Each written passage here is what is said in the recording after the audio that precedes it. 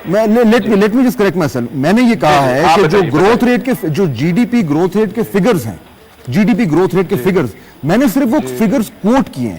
اب وہ ان کی گروتھ ریٹ کیوں زیادہ ہے وہ تو میں آپ سے پوچھوں گا, میں تو صرف فگرز کوٹ کر رہا ہوں. اچھا نہیں اس کی بہت ساری وجوہات ہیں. ایک تو یہ ہے کہ انفلیشن اور گروتھ ریٹ کا تعلق نہیں ہوتا کہ اگر پاکستان میں انفلیشن اگر 13% ہے اس کا یہ مطلب نہیں کہ گروتھ ریٹ زیادہ نہیں ہو سکتی, وہ بھی ہو سکتی. تو ایک آپ کا پروگرام اس وقت انفلیشن پہ ہے, گروتھ ریٹ اس خطے میں کس طرح بڑھا ہے اس پہ بات کی جا سکتی ہے. ہندوستان کی گروتھ ریٹ 1990 سے بڑھتی آ رہی ہے, 6-7% رہی ہے, not just over the Musharraf period. تیسری چیز جو آپ بار بار کہہ رہے ہیں کس طرح کم ہوگا کس طرح کم ہوگا, یہ کسی کے پاس کوئی جادو کی چھڑی نہیں ہے کہ کل جو ہے وہ اٹھیں گے اور کہیں گے ساری قیمتیں بیٹھ جاؤ. اس طرح نہیں ہوتا. اس کو یہ کئی مہینے لگیں گے, کئی سال لگیں گے, 1-2 سال تو لگیں گے. اور جب تک ہم ایک آئی ایم ایف کے پروگرام میں ہیں, یہ ایک بہت بڑا آپ کہہ رہے ہیں کنسٹرینٹ ہے ہماری معیشت پر. یہ سبسڈیز جو ختم کی جا رہی ہیں, ٹیرفز بڑھائے جا رہے ہیں, ویلیو ایڈڈ ٹیکس وغیرہ جو آئے گا. اب آپ نے شاید بات کی تھی یا ہمایوں صاحب نے بات کی تھی کہ ہماری گروتھ نہیں ہو رہی. ظاہر ہے گروتھ نہیں ہوگی. یہ آئی ایم ایف کا جو پروگرام ہے یہ گروتھ کے لیے نہیں ہے, یہ ہے اسٹیبلائزیشن کے لیے. اور اس کے یہ آپ کو ایک نقصان, ایک سمجھ لیں ایک نقصان ہے. There is a cost to this and the cost is lower growth. لیکن there is stability. You have to accept کہ there has been far substantial stability in the economy. ٹھیک ہے ہمایوں اختر صاحب, یہ جو پوائنٹ ہے مطلب دس مینس کہ جو یہ ہمیں دس از اے کاسٹ جو ہمیں ایکسپٹ کرنی پڑے گی. نہیں دیکھیے جی, آئی ایم ایف کے جو پروگرام ایسٹرن یورپ میں یا اور ممالک میں ابھی آئے ہیں وہ گروتھ کرو نہیں کر رہے جس طرح پاکستان میں کر رہے ہیں. ہماری عادت یہ ہوتی ہے, ہم کہتے تو رہتے ہیں ہوم گرون, لیکن ساری بات آئی ایم ایف کی مان کے آ جاتے ہیں.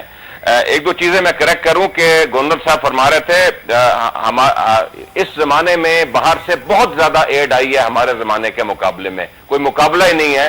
$4.2 بلین تو شاید امریکہ دے گا. سرکولر ڈیٹ ہمارے زمانے میں ہم ختم کر چکے تھے, سرکولر ڈیٹ کا وجود ہی نہیں تھا ہمارے زمانے میں. ٹارگٹ سبسڈی اچھی چیز ہے, جو بہت غریب ہے ان کو ضرور ہاتھوں میں پیسہ دیں, لیکن خیرات زیادہ دیر نہ دیں, ان میں کو ہنر پیدا کریں, ان کے لیے نوکریاں پیدا کریں. میرے پاس سمپل سولوشن ہے, 2-3 امیڈیٹ سٹیپ. کموڈٹی پرائسز کو ذرا کنٹرول کر لیجئے. کموڈٹیز کا بفر سٹاک اس بک میں رکھیں. ڈیفائن کر دیں کموڈٹی سے کیا ہمارا قیمتیں چلتی ہیں. ڈیفائن کر دیں. جی ہاں. تیسرا, روپے کو ذرا سٹیبل رکھیے, اب روپے کو سٹیبل رکھیے. چوتھا, گروتھ دوبارہ کیجئے, پی ایس ڈی پی نہ کاٹیں. ایک آپ اپنے خرچے کم نہیں کر رہے اور ٹارگٹ فسکل ٹارگٹس میٹ کرنے کے لیے آپ پبلک سیکٹر ڈیولپمنٹ کو کاٹ دیتے ہیں آدھا. خرچے کم کیجئے, پبلک سیکٹر ڈیولپمنٹ کو نہ کاٹیے, اور پوری توجہ دیں انڈسٹری ریسٹوریشن میں. اس سے نوکریاں پیدا ہوں گی اور لوگوں میں اتنی صلاحیت پیدا ہوگی کہ اس مہنگائی کا مقابلہ کر سکیں. خرچے کس قسم کے کم کریں؟ مطلب گوندل صاحب آپ کے ساتھ بیٹھے ہیں, آپ سیولین ایکسپینڈیچر جو ہے, سیولین ایکسپینڈیچر 1/3 کاٹ دیں. آپ کے شاہانہ خرچے ہیں, آپ civilian expenditure, non debt, non defence expenditure کاٹے نا. کون سے اقدامات لیے گئے ہیں جس میں آپ نے سیولین ایکسپینڈیچر کاٹا ہے؟ ایک بھی نہیں لیا. کون سے اقدامات لیے ہیں؟ ہیلو جی آپ میرے سے پوچھ رہے ہیں کچھ؟ جی میں یہ جو ہمایوں اختر صاحب کہہ رہے ہیں کہ سیولین خرچے, شاہ خرچیاں کم کریں, کون سے آپ نے اخراجات کم کیے ہیں؟ میں عرض کرتا ہوں کہ ہم نے تمام اپنی منسٹریز میں پہلے دن سے پرائم منسٹر صاحب نے ڈائریکٹو جاری کیا ہے کہ 40% اپنے ایکسپینڈیچر کٹ کریں گے. نمبر 1, آپ نے دیکھا ہوگا فارن ٹور اس گورنمنٹ نے جو انتہائی ضروری ہیں وہ رکھے ہوئے ہیں, ہم نے وہ بھی کٹ کر دیے ہیں.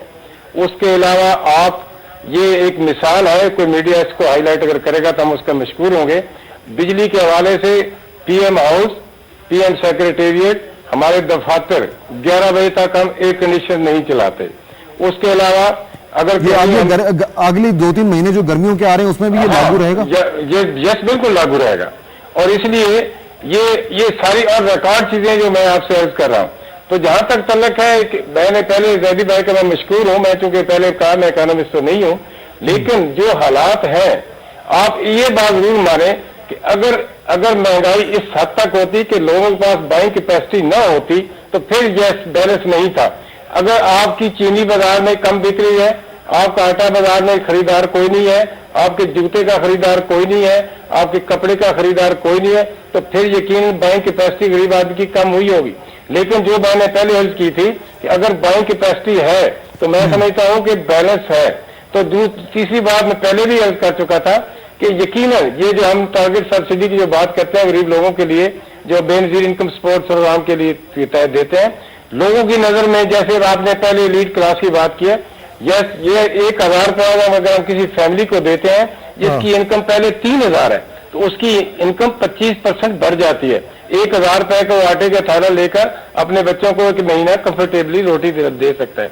तो ये इमीडिएटली जो अब हमारे स्टेप्स हैं वो तो यही है। हाँ, लॉन्ग टर्म यकीन है, जब तक आपकी एनर्जी क्राइसिस पे आप कवर नहीं कर सकेंगे, जब तक आपकी इंडस्ट्री नहीं चलेगी, रोजगार नहीं बढ़ेगा, एक्सपोर्ट नहीं बढ़ सकेगी, 100% ये बातें दुरुस्त है।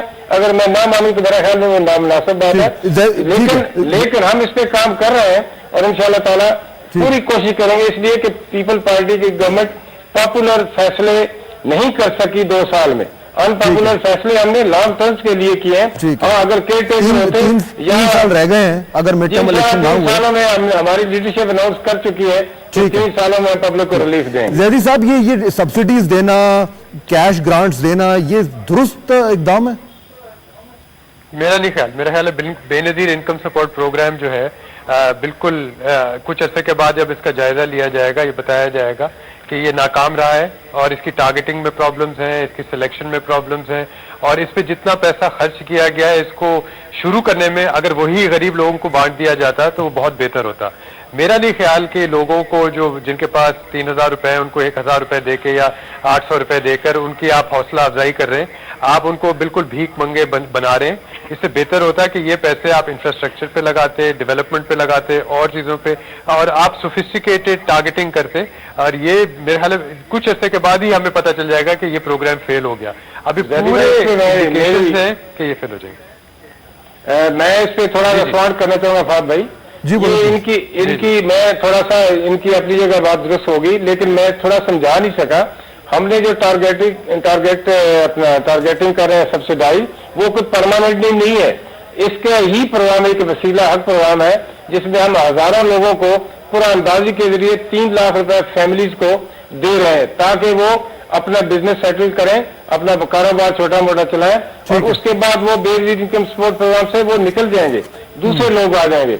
और इसके अलावा यस, उनका जो तकलीफ आई रास्ते में, कोई भी नया काम था, लेकिन अब जो हम सर्वे कर रहे हैं, ठीक है। अच्छा, मेरे पास वक्त खत्म हो रहा है गोंदल साहब, बिल्कुल मैं हुमायूं अख्तर साहब से फाइनल क्वेश्चन पूछना चाहता हूं कि ये मुझे बॉटम लाइन बताएं हुमायूं अख्तर साहब, बॉटम लाइन जो इन्फ्लेशन है, जो महंगाई है, जो अवाम है, जो वोटर है, what should they be expecting short term and medium term? नहीं, मौजूदा हालात में जी मुझे कोई इसमें इकोनॉमिक विजन इस हुकूमत में नजर नहीं आई। इन्होंने आज बहुत बड़ा कारनामा किया है 18वीं तरमीम, लेकिन ये जो कवानीन और ये आईनी तरमीम जो होती हैं, ये अवाम की और मुल्क की भलाई के लिए होते हैं, और वो अभी तक हमें अवाम में कोई खातिर ख्वाह फर्क नजर नहीं आ रहा, ना ही मुझे कोई ऐसी विजन नजर आ रही है। मैंने 2-3 फंडामेंटल चीजें बताई हैं कि आप रुपया को थोड़ा कंट्रोल रखिए, कमोडिटीज की कीमतें बहुत ज्यादा ना बढ़ाइए, और बफर स्टॉक्स रखिए, और ग्रोथ पे पूरी तवज्जो देना शुरू कर दें। जल्द वक्त खत्म हो गया, बिल्कुल नौकरियां पैदा कर बहुत शुक्रिया। मैं अपने मेहमानों का शुक्रिया अदा करना चाहूंगा, हुमायूं अख्तर साहब, नजर गोंदल साहब और अकबर जैदी साहब हमें ज्वाइन किया। आपने महंगाई के हवाले से बात कर रहे थे, रिलीफ कब मिलेगा, कैसे मिलेगा, आज की डिस्कशन के बाद तो मैं यही कहूंगा कि हम उम्मीद पर जिंदा हैं। फहद हुसैन को इजाजत दीजिए, अल्लाह हाफिज।